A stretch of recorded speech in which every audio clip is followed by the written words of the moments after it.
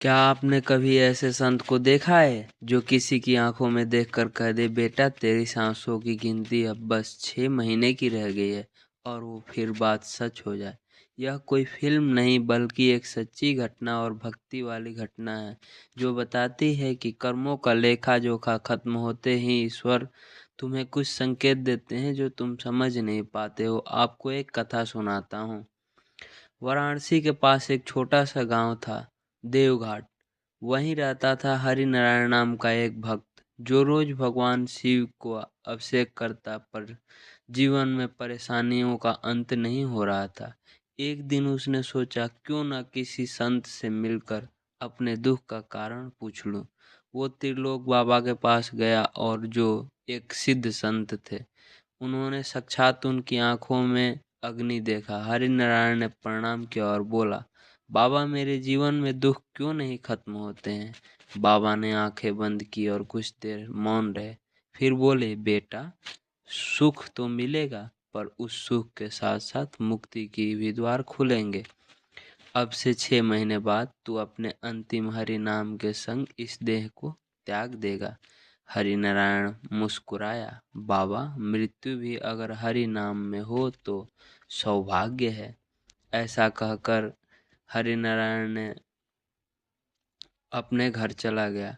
समय बीतता गया। हरिनारायण पहले से अधिक भक्ति में डूब गया, और वो हर सुबह हर हर महादेव के साथ स्नान करते हुए गंगा जाता और शिवलिंग का अभिषेक करता। कभी उसकी आरती के दीप बुझ जाते, तो कभी शिवलिंग पर चढ़ाया जल धुएं में बदल जाता। और एक रात उसने सपने में देखा, जहां भगवान शिव स्वयं बोले, तैयार रह, अब तेरा मार्ग मोक्ष की ओर जा रहा है।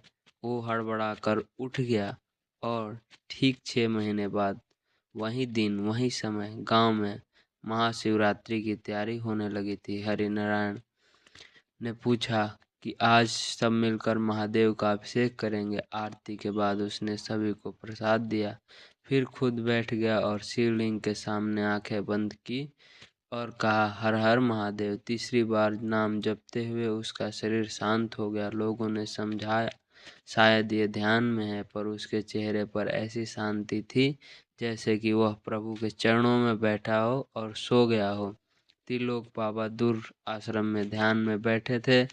उन्होंने आँख खोली और मुस्कुराए, बोले, हरिनारायण आज मुक्त हुआ। वो चला गया, लेकिन उसका नाम अभी शिव के लोक में गूंजेगा। और उस रात मंदिर के ऊपर एक तेज प्रकाश दिखाई दिया, और सुबह होते होते वह प्रकाश धीरे धीरे आकाश में विलीन हो गया। लोगों ने उसे मोक्ष ज्योति कहा। तो आप भी महादेव के भक्त हैं तो इस वीडियो को लाइक कर दें। यहाँ तक देखें आप तो धन्यवाद आपका। और महादेव सबकी ध्यान रखते हैं, सबकी चिंता करते हैं।